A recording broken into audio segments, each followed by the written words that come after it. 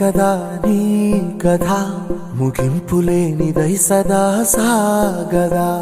ఇదే కదా నీ కథ ముగింపులేనిదై సదా సాగదా.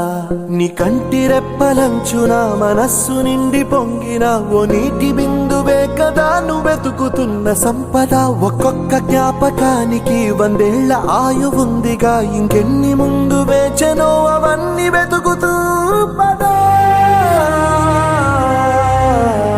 మనుష్యులందు నీ కథ మహర్షిలాగా సాగదా. మనుష్యులందు నీ కథ మహర్షిలాగా సాగదా.